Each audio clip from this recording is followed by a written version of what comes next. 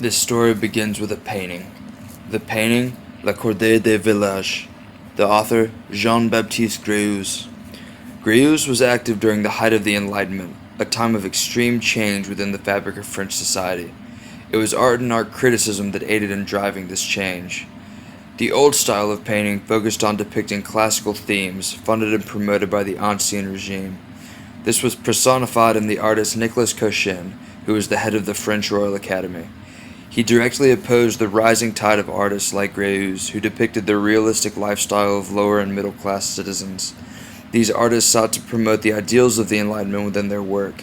This new style of art promoted public discourse concerning not only the art itself, but ongoing changes within the French society, changes concerning the established order that the Third Estate desired and the First Estate opposed.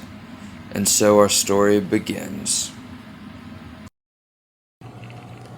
I was sitting in my office on a Thursday, catching up on some reading. Work has been slow lately. Apparently people have been telling the truth, and that's always bad for business. I'm a private eye. I deal in secrets and find things that don't want to be found. On this particular day, however, my luck took a turn for the better. A dame sent me a message and told me she had a job to find some highly valuable family painting. I asked her where she wanted to meet, and she gave me a place and time.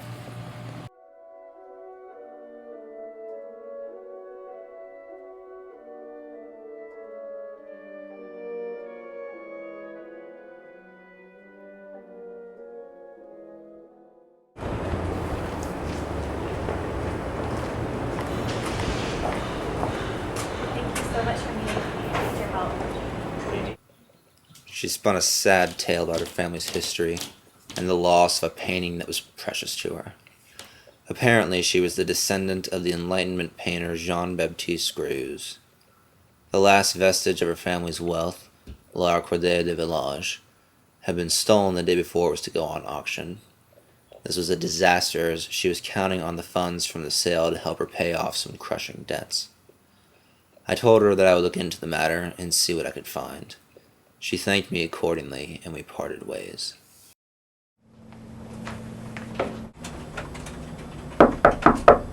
Come in. Dr. Palmer, Yes, I'm Dr. Palmer. I need your help. What can I do? I was recently approached by a woman named Elizabeth Evinger. She needs me to help her find this 18th century French painting by Jean-Baptiste Greuze, La Cordée des Villages. We need to know everything about this man, everything about this painting, and everything about this period. It is of the highest importance. That sounds like an interesting request. I'll need a few days. I'll send you a message. Very good. We will be in touch.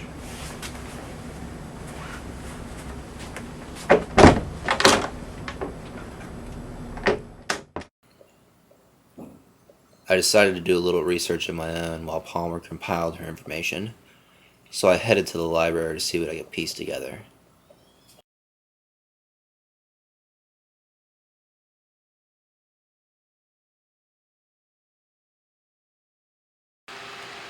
What I discovered was that the artist of the painting in question, Jean-Baptiste Greuze, was a Frenchman born in 1725, died in 1805, and he led an artistic career not lacking in scandal. It would appear that his immensely popular works brought him into conflict with the French Royal Academy, the premier art society in France, of which all the greatest artists were members, and where many of the world's most ambitious artists studied. As the name implies, the French Royal Academy was sponsored by the king, and thus represented the greatest artists and works of art in the whole of France. It was the establishment of art and patronized only those works which its members deemed valuable and worthy of praise. In contrast, it would seem that Greuze and other artists like him were the upstart movement seeking to change this order within art to both promote Enlightenment ideals and refocus the attention of the artistic community toward new notions of good art. On very sporadic days, though seemingly biannually, the French Royal Academy would host salons in the Louvre to showcase the work of the nation's premier artists to the public. There is a hierarchy of genres for the types of painting showcased: history, genre, portraiture, landscape, and still life. History paintings depicting classical religious themes were by far the most prestigious genre, and so were accorded a position literally at the top of the display wall in the salon. These were the paintings deemed worthy by the Academy and what the newer artists were arguing against in their work. The French Royal Academy rigidly asserted that history paintings which required the use of imagination, thus foregoing any sort of commentary on contemporary society, depicting classical themes, were far more important and valuable in art than did the new painters like Greuze. This new group saw worthy art in still life, portraiture, and landscape scenes to depict the sublime and picturesque that commented on French society as it was, and still better, as it could be if refined through the tools of the Enlightenment. These artists aim to educate the viewers, make them more virtuous, and inject new morals into society based on Enlightenment notions of these ideas, rather than uphold the status quo as the Academy desired. Indeed, Diderot himself wrote to Greuze saying, "Courage, my friend Greuze. Go ahead and moralize with your paintbrush and always continue in this manner." This notion of commentary on society and its potential through the Enlightenment was despised by the French Royal Academy, and especially by Cochin, its leader in the early years of the 18th century.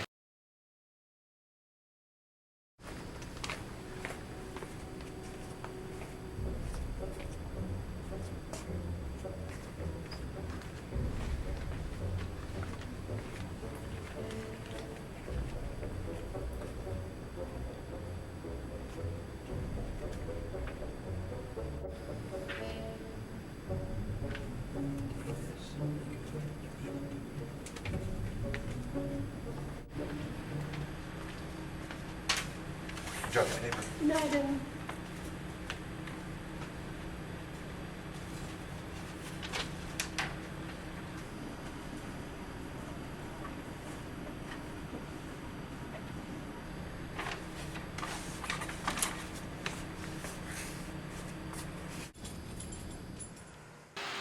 So this is why there was such conflict between the Academy and new artists like Greuze.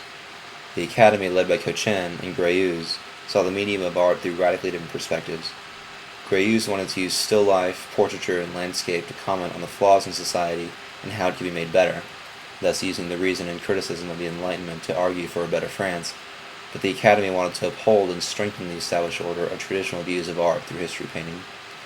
Then, through this transition in art, the leaders of the old French Royal Academy were supplanted, and art was fully changed into the vein that Greuze and other Enlightenment thinkers desired, rather than maintaining the establishment. It seems that Greuze, after having displayed his works in the salons for some time as an unofficial member, which only built his popularity and added to the advancement of new artistic themes sought by the Enlightenment thinkers, submitted for membership to the Academy what he considered a history painting to the Salon of 1769.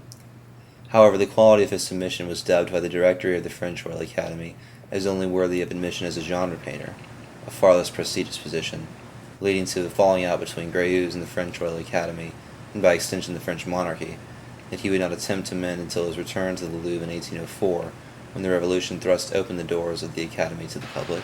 Upon studying the painting and with further research, it would seem that Greuze's Enlightenment ideals on society and government were the core subject matter of a number of his paintings, and his conflict with the French Royal Academy, including La Cordée de Village. The father in the very center of the painting represented the paternalistic system idealized by many of the philosophes during the Enlightenment, with the ideal family unit possessing a male figurehead, as males reigned supreme as the gender possessing logic and critical thinking skills, while women were irrational and emotional, more suited for the domestic sphere. The father, as a metaphor for the ruler, arguably the ruler of his own family in this age, represented the optimal leader who cared deeply about his subjects and uses his power to enhance their happiness, rather than oppressing and abusing his people. The genial facial expression, the upraised hand extended toward the son-in-law, all express the father's benevolent attitude toward the couple, representing the people of France. Further, the painting was stratified by gender, with the more emotional women on one side, nearer to the lighter colors and household objects, and the father, fiancé, and notary with the contract on the other, nearer to the darker color palette and the contract itself, which connects the males with the serious work of governing both the family and the nation. This organization evokes the notion of a society ruled via social contract between the established government and those governed, as the philosophers and leading Enlightenment thinkers desired, as opposed to the current system in which society was regulated unrestricted by their father, or the absolute monarch. The tanned, worn skin of the father and the mother indicate that the characters in the painting were a farming family, who had recently acquired their wealth via hard, honest work and toiling in the fields, the most virtuous way to earn and maintain wealth according to many Enlightenment philosophers. Beyond that, the parents were employed in the most virtuous field of agriculture, considered to be the stable, foundational aspect of any society, and many Enlightenment philosophers called for a return to agriculture as the basis of the French economy to rid the nation of their ills.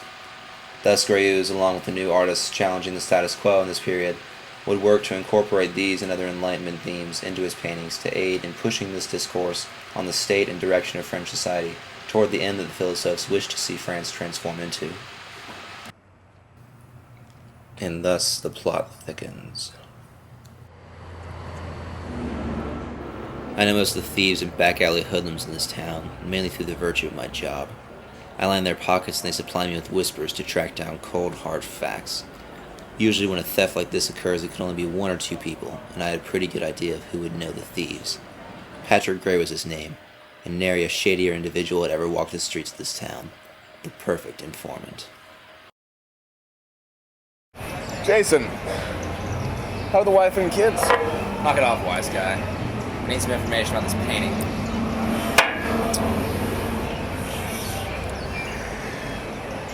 Yeah, I recognize it. Dude, I'll tell you what, how about this? You go get me another one of these and we'll talk. Alright, give me a minute.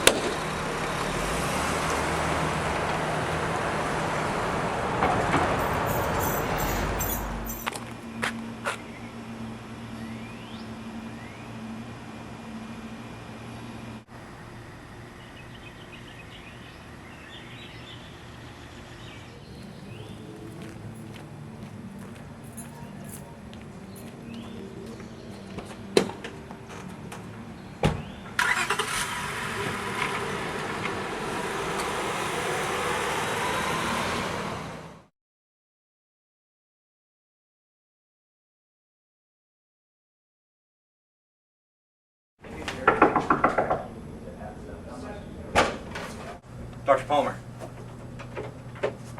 Dr. Palmer. Dr. Palmer. Dr. Palmer.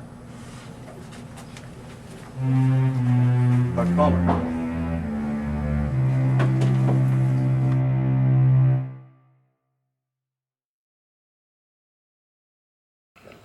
This was a shocking turn for the worse, but I couldn't focus on her death at the moment, not with Elizabeth counting on me. I knew a smart woman like Palmer would have hidden the evidence and left a clue somewhere in the room. I was looking for any sort of sign that might lead to the evidence.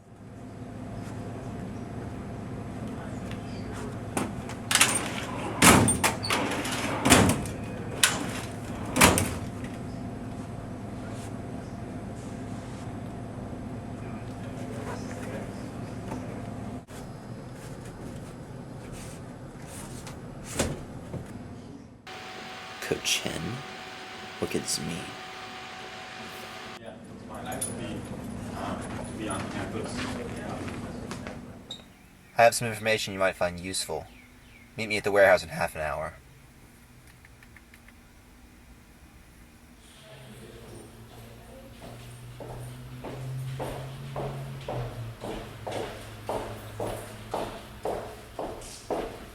I have some information you might find. Any information you have is irrelevant. You fool. You led me right to Gray, and now we have the painting. What? Gray would never give up the painting. He held out for a while, but I found new ways of motivating him. Is he alive? He's alive for the moment, but I'll deal with him after I'm done dealing with you. Wait, before you do me in, I have to know why this painting. Why this painting? I'll tell you why. We're the descendants of Cochen, and he was shamed and discredited by that scum that rose up and supplanted him during the later years of the Enlightenment. These idea dispensers brought forth a new style of art that rebelled against the established order and the ideals of the French Royal Academy. Our ancestor did his best to stem the tide, but these pseudo-experts used art as a medium for low, ignoble discourse regarding societal change. What better way to avenge this travesty than by stealing the last remaining vestige of Graves' body of work? Enough, it's time to finish this. Wait, did you look closely at that painting? What do you mean? If you looked in the lower right-hand corner, you'd see that the signature is absent. It's a fake. I duped you the entire time. How could that be? But what you don't know is... I knew there could only be one man in this town that could pull off a heist like yours. Gray. I also heard from my contacts that Gray had double-crossed you and kept the painting for himself so he could sell it. I tracked him down and told him that he had two options. Give me the original and work with me to catch you two, or I would turn him in. Gray had an acquaintance that owed him a favor. We had him work up a fake painting, which Gray kept while I took possession of the original. I decided not to give it back to Elizabeth because I knew you two were still out there tailing me. I wasn't sure who was after the painting until the girl approached me in the library. That was a crucial mistake. I knew you two were keeping a close eye on me, so I set up a meet between me and Gray. We decided when I was inside he would run, and I counted on you to follow. What you didn't know is that Gray gave you the wrong one. The police will be here any minute. Enough, you die now!